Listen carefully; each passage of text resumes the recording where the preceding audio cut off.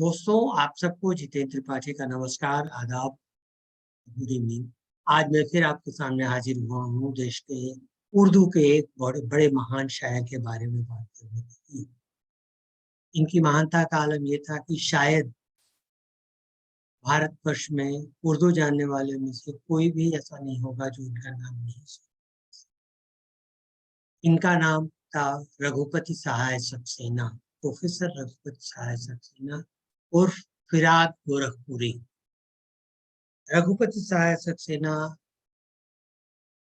एक एक काव्यात्मक परिवार में पैदा हुए थे। उनके पिताजी भी इशरत गोरखपुरी के नाम से शायरी करते थे। फिराक साहब का जन्म 1895 में हुआ। पढ़ने में कुशाग्र बुद्धि।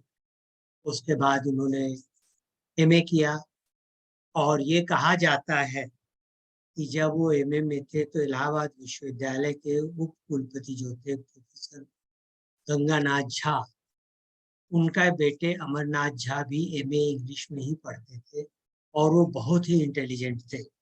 दोनों में कंपटीशन होता रहता था। एक बार कहा जाता है कि गंगानाथ झा ने बेटे से पूछा कि क्या तुम टॉप कर जाओगे इन इंग्लिश। उसने कहा नहीं, रघुपति सहाय नाम का लड़का है, वो जब तक रहेगा मैं नहीं टॉप करूंगा।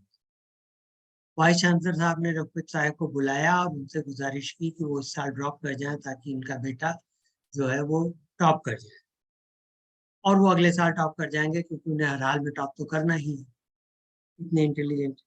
रघुपत सहाय ने तुरंत उत्तर दिया कि सर, क्या ऐसा नहीं हो सकता कि मैं इस साल टॉप कर जाऊं, अमरनाथ ड्रॉप कर जाए, अगले साल अमरनाथ टॉप कर जाएंगे, मैं रहूंगा नहीं। तो इस तरह के फिराक थे। बहरहाल फिराक पढ़ लिख के उसके बाद फिराक का पीसीस में वहाँ सिलेक्शन हुआ, स्टेट सिविल सर्विसेज में रहे। लेकिन वहां भी उनको वो थोड़े दिन तक नेहरू जी के सेक्रेटरी भी रहे, प्रेस सेक्रेटरी। मैं बात बता रहा हूँ 1920-25 की। उसके बाद उनका मन नहीं लगा तो इलाहाबाद यूनिवर्सिटी में वो इंग्लिश के लेक्चरर हो गए।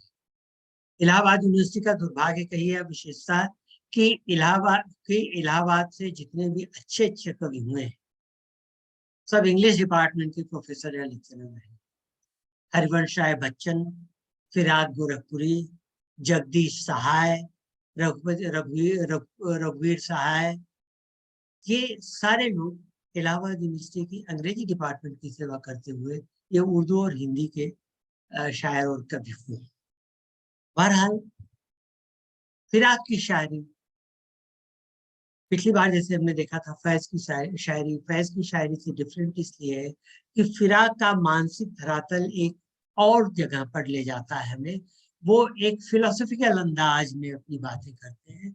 शायरी की भी अंदाज शायरी की भी बात करते हैं तो बड़े ही सूक्ष्मता से, और उपमा भी देते हैं, सिमिली भी देते हैं तो बहुत सूक्ष्मता से, और इसीलिए वो ज्यादा जाने जाते हैं।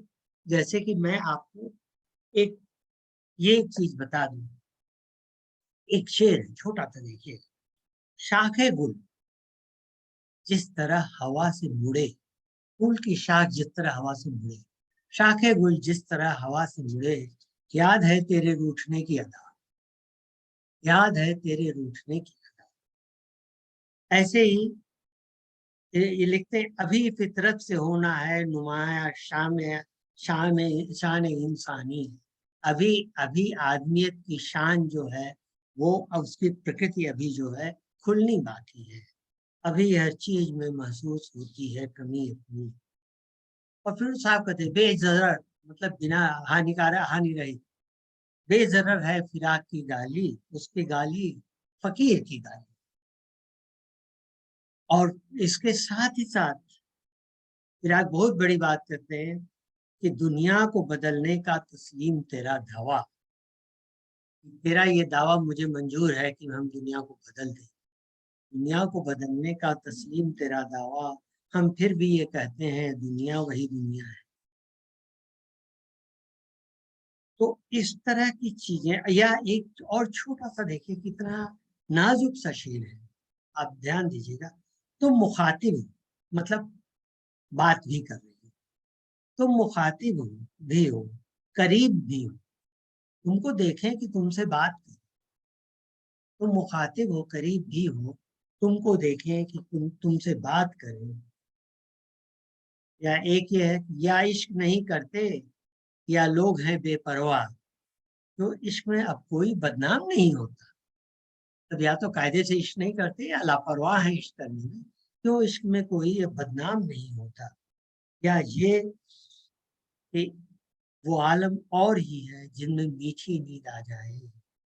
गम और शादी में सोने के लिए रातें नहीं होती, गम और शादी में, दुख और सुख में सोने के लिए रातें नहीं आती। या एक आखिरी मैं आपको बताता हूँ इस उनके शेरों का। तू याद आए और तेरे ज़ौर सितम याद ना आए, तुम्हारे जुर्म ना याद, तू याद आए और तेरे ज़ोर सितम याद ना आए। मोहब्बत में ये मासूमी बड़े मुश्किल से आती है, मोहब्बत में ये मासूमी बड़े मुश्किल से आती है। और देखिए जैसे कि पहले शायर ने कहा कि कि दुनिया को तस्लीम करने का तेरा दावा, दुनिया को बदलने का तेरा दावा है तस्लीम, लेकिन ये दुनिया है वही दुनिया न बदलेगी न बदलेगी। लेकिन फिर वही शायर बाद में कहता है, न अपने आप बदली है न अपने आप बदलेगी, ये दुनिया है तो दुनिया को बदल दे, देखता क्या है। तो दुनिया है तो दुनिया को बदल दे, देखता क्या है। और किसको रोता है उम्र भर कोई, किसको रोता है उम्र भर कोई, आदमी जल्द भूल जाता है। ये छोटे बिल्कुल सादे से शब्द हैं, लेकिन इसमें क्या बात है। और देखिए यहीं पे इतना ही नहीं, फिराक एक ऐसे शायर थे जिस जो अपने आप को मानते थे कि महान है और जानते थे कि लोग उनको महान मानते, उसको स्वीकारते भी थे। अब इसीलिए देखिए कहते हैं, उम्र में मुझसे बड़े मेरे मुआसिर ए फिराक, मुआसिर मतलब समकालीन, कंटेम्पोररी। तो उम्र में मुझसे बड़े मेरे मुआसिर ए फिराक, मरते दम उर्दू गजल को मेरे जिम्मे कर दो कि अब तुम उर्दू गजल के वारिस हो। तो ये चीजें छोटे छोटे शेर जो, अब मैं एक चीज और आपको बताता हूँ, राग का एक और पक्ष है जो मैं शायद, जो बहुत कम लोग शायद आपको बताया हो, कम लोगों ने, कि फिराक हिंदी के दोहे भी बड़े गजब के लिखे, क्योंकि शायद थी क्लिष्ट उर्दू थी, लेकिन वो क्लिष्ट उर्दू से भी उतना ही परहेज करते थे जितना क्लिष्ट हिंदी से। लेकिन उनके दोहे देखिए, यही जगत की रीत है यही जगत की नीत, मन के हारे हार है मन के जीते जीत, तुम छूटे तो छूट गए जन्म जन्म के रोग, जन्म जन्म के मीत, तुम रूठे रूठा जगत मानो जग की रीत, एक धरती से वो लड़े क्यों न हार वो जाए, इस धरती से जो लड़े क्यों न हार वो जाए, नदी गिर को काट के धरती में ही समाए, शीश महल है ये जगत देख ऊंच या नीच, मुखड़े आते हैं नजर दीवारों के बीच। तो ये चीजें जो है, या निर्धन कवि के पास क्या, कुछ पीड़ा कुछ प्रीत, कुछ अनदेखे स्वप्न है दर्द भरे कुछ गीत। अब मैं आपको परिचय कराता हूँ आपका फिराक की गजलों से। और फिराक की कुछ गजलें अगर आप उन पे ध्यान देंगे तो इतनी अच्छी हैं कि बेसबब तारीफ निकल जाए। दुनिया को इनकलाब की याद आ रही है आज, तारीख अपने आप को दोहरा रही है आज, झपका रही है देर से आंखें हवाए दहर, हवाए दहर मतलब घर की आंखें, हवा झपका रही है देर से घर की हवा की आंखें, आंखें हवाए दहर, कौनो मकां को नींद सी कुछ आ रही है आज, बीते जुगों की छाँव है एक बोझ पर फिरा, पिछले हर चीज एक फसाना हुई जा रही है। और इसके साथ ही देखिए, तभी तो उन्होंने इस तरह की गजलें लिखी। देखिए छोटे छोटे शब्दों में छोटी बहर की गजल, काफी दिनों जिया हूँ किसी दोस्त के बगैर, काफी दिनों जिया हूँ किसी दोस्त के बगैर, अब तुम भी साथ छोड़ने को कह रहे हो खैर, अब तुम भी साथ छोड़ने को कह रहे हो खैर, कब से तेरे दयार में मैं हूँ तेरे बगैर, मुझसे है आसमां को खुदा वास्ते का बैर, मैं अभी तेरे दयार में। यूं जिंदगी गुजार रहा हूँ तेरे बगैर, जैसे करे कज़ा में कोई गुलिस्तां की सैर। ये मतलब जो है, यूं जिंदगी गुजार रहा हूँ तेरे बगैर, ये जिगर मुरादाबादी का है कि यूं जिंदगी गुजार रहा हूँ तेरे बगैर, जैसे ही कोई गुनाह किए जा रहा हूँ मैं। उसी पे थोड़ा सा ये राहें पुकारती हैं कि साहब परे परे, शोले बिछे हुए हैं दिलों के, बचा के पैर। एक एक गुंज थे तो दर्द फिराक और बढ़ गया, घर जब बना लिया तेरे घर पर रहे बगैर। ये भी आखिरी भी, घर जब बना लिया तेरे घर पर रहे बगैर, ये गालिब की एक गजल की लाइन है। तो अब इसके बाद हम देखते हैं फिराक दुनिया के का वो करते हैं कुछ भी। ये कहते हैं कि इश्क में कैसे दुनिया बदल जाती है। कुछ भी अया निहा ही न था, मतलब न कुछ प्रकट था न कोई छुपा हुआ था। कोई जमा मकान था, देर थी एक निगाह की, फिर ये जहां जहां न था। एक निगाह पड़ी कि जहां, दूसरा जहां। साज वो कतरे कतरे में, सोज वो जर्रे जर्रे में, याद तेरी किसे न थी तेरी खुशी की याद रख, तेरी खुशी की भूल जा, तेरी खुशी की याद रख, तेरी खुशी की भूल जा, तुझसे जरा भी बदगुमा आलमे रफ्तार, धीमे चलने वाला संसार से जरा सा भी बदगुमा नहीं हो। देखिए, मैं आपको छोटी छोटी इसकी सुना रहा हूँ, इसलिए कि फिराक अपनी लंबी गजलों के लिए मशहूर है, लेकिन गजलें लंबी हो तो थोड़ी दुश्वार और बोझिल हो जाती है।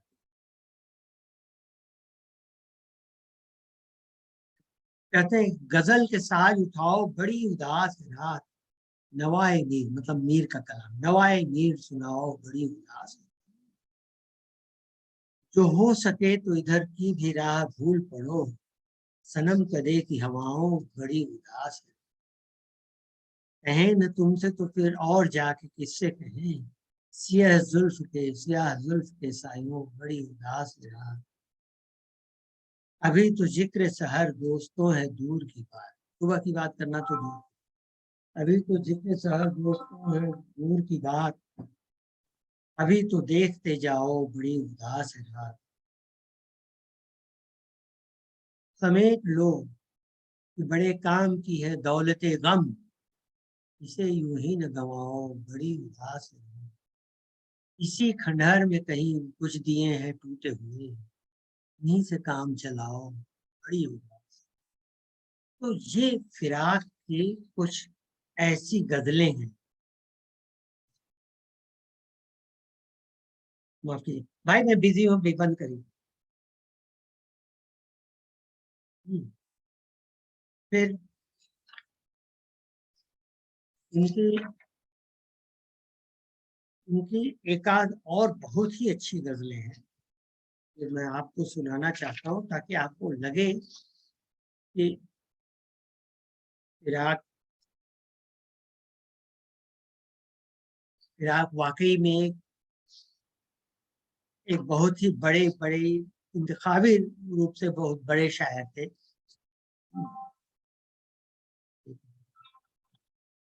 भाई, मैं एक प्रोग्राम में हूँ, आप बंद करिए।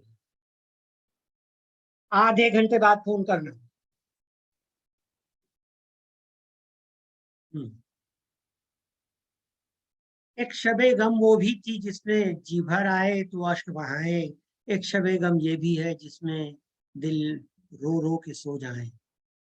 अलग अलग बहती रहती हैं हर इंसान की जीवन धारा, देख मिले कब आज के बिछड़े, यूं बढ़ करके ले बढ़ करके तेरी बनाए। तो कुछ उनकी शायरी में ऐसा है जिसमें हिंदी भी है अच्छे, और कुछ काफी ज्यादा ही क्लिष्ट शायरी है, लेकिन फिर भी फिराक की शायरी पढ़ने में और उसका मतलब देख के पढ़ने में बहुत ही आनंद आता है, और ऐसा लगता है कि जैसे वो हमारे आपके आसपास की बातें कर रहे हैं। एक आपको याद होगा, जगजीत सिंह ने बहुत अच्छी गजल उनकी गाई थी। जगजीत सिंह ने 3 ही शेर गाए थे, मैं आपको कुछ और सुनाता हूँ तो आपको अच्छा लगेगा। बहुत पहले से उन कदमों की आहट जान लेते हैं, तुझे जिंदगी हम दूर से पहचान। तेरी नजरें भी ऐसे काफिरों का जानो ईमा है, निगाहें मिलते ही जो जान और ईमान लेते हैं। अब देखिए, जिसे कहती है दुनिया कामयाबी वाय नादानी, जिसे दुनिया कामयाबी कहती है वो नादानी है क्या? नादानी है या कामयाबी है? उसे किन क्यों? क्योंकि उसे किन कीमतों पर कामयाब इंसान लेते हैं। कामयाबी को किस कीमत पे कामयाब इंसान पाते हैं, ये देखना है। तबीयत अपनी घबराती है जब सुनसान रातों में, हम ऐसे में तेरी यादों की चादर तान लेते हैं। और ये देखिए, खुद अपना फैसला भी इश्क में काफी नहीं है। बहुत सही बात कही है इन्होंने। खुद अपना अपना फैसला भी इश्क में काफी नहीं होता, उसे भी कैसे कर गुजरे जो दिल में ठान ले। तेरी मकबूलियत की वजह वाजिब तेरी रमज़, मकबूलियत मतलब फेम, वजह वाहिद मतलब अकेली वजह, और रमजियत मतलब रहस्य, छुपा हुआ। तेरी मकबूलियत की वजह वाहिद तेरी रमजियत, तेरी प्रतिष्ठा की, तेरी मशहूरी की एकमात्र वजह यह है कि तू एक रहस्य है। क्योंकि उसे हम मानते कब हैं जिसे हम जान लेते। जब जिसको हम जान लिया तो फिर उसके लिए तो वो तो प्रशंसा का पात्र नहीं रहा ना। फिर हम इसको कुफ्र माने, कुफ्र कहते हैं काफिर लोग जो करते हैं कि मतलब धर्म के खिलाफ जाकर के कुफ्र माने या बुलंदी ये नजर माने, अपनी नजर का बड़प्पन माने कि खुदाए दो जहां, दोनों जहां के खुदा को, खुदाए दो जहां को लेके दे के हम इंसान लेते हैं, हम इंसान को दोनों जहां के खुदा से बढ़ गए। और इसी में जो बहुत मशहूर हुई है हुआ शेर, जिसे सूरत बताते हैं पता देती है सीरत का, इबारत देखकर जिस तरह माने जान लेते हैं, मजनू देखकर जिस तरह माने जान लेते हैं। और ये बहुत ही प्यारा सा शेर है। तुझे घाटा न होने देंगे कारोबार उल्फत में, उल्फत के, प्रेम के कारोबार में तुझे, प्रेम अगर कारोबार है तो उस कारोबार में घाटा नहीं होने देंगे। क्यों?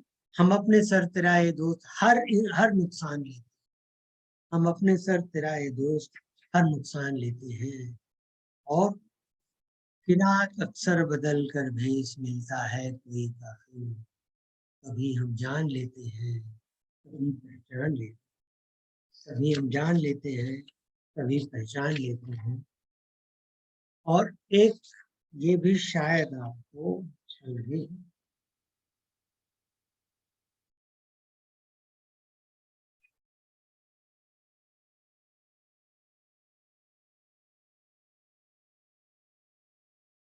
एक एक मिनट मुझे आप,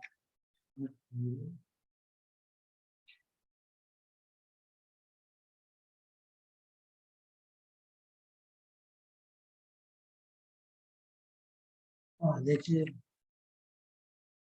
ये कहते हैं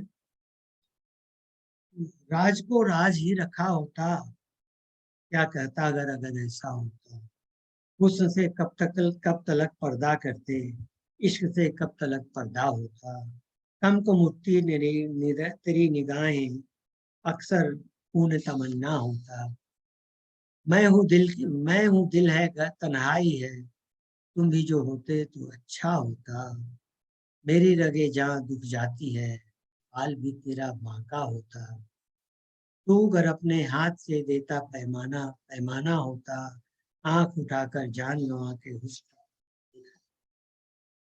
एक और आपको मशहूर लगी होगी, रात भी नींद भी कहानी भी, हाय क्या चीज है।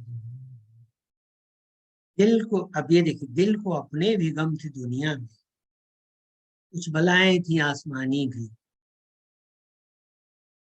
इश्क नाकाम की है परछाई, शादमानी भी कामरानी भी। मतलब नाकाम इश्क की परछाइयां दोनों भी, खुशी भी और गम भी। खल्क क्या क्या नहीं तुझे, खल्क मतलब दुनिया, खल्क क्या क्या तुझे नहीं मुझे नहीं कहती, कुछ सुनूं मैं तेरी जुबानी भी, अपनी मासूमियत के पर्दे में हो गई वो नजर सयानी भी। दिल में एक ह्यूक भी उठी है दोस्त, याद आई तेरी जवानी भी। पास रहना किसी का रात की रात, मेहमानी भी मेजबानी भी। इसका अर्थ समझिए। तो ये फिराक की ये फिराक की बहुत बहुत बड़ी बात थी कि फिराक इस तरह से कहते थे, एक दिन घूमना चाह रहा हूँ, मुझे कहीं दिख नहीं रहा। वो मेरे ख्याल से वो जिसको कहते हैं हासिल फिराक है। फिराक की गजल की सबसे बड़ी बात वही। और हाँ, ये देखिए, मैंने माना हुस्न हुस्न में नाजो नजाकत चाहिए, कौल दिल का है कि महबूबाना सूरत चाहिए। हजरत नासे हजरत नासे में तो उपदेशक, हजरत नासे हमें हमदर्दियां दरकार है।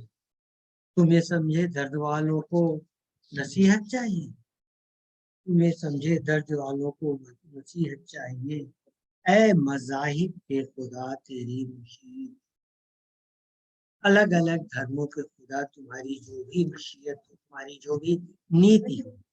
ए मजाहिब के खुदा तेरी मशीयत जो भी हो, इश्क को दीगर को अलग हो, इश्क को दीगर को खुदा दीगर मशीयत चाहिए।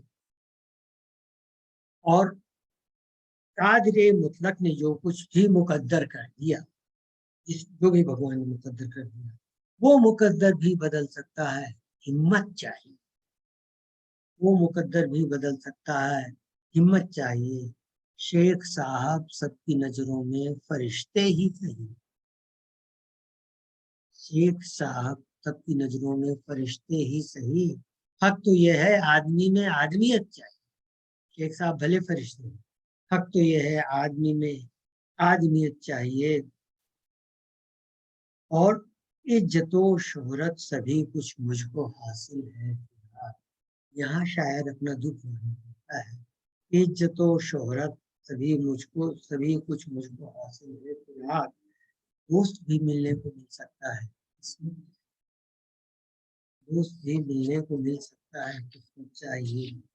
तो ये जो थी, ये फिराक की कुछ ऐसी चीजें थी जो कि आपको दिखा देती हैं कि फिराक क्या थे, फिराक कहाँ तक थे, कितने गहरे में थे।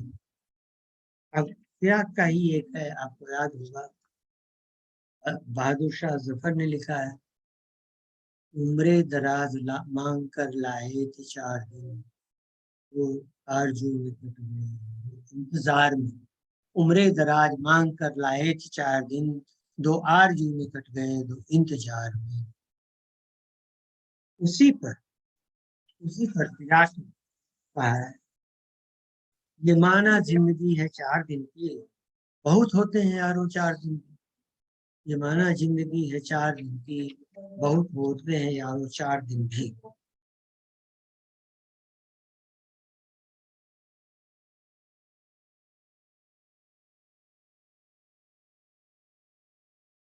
तो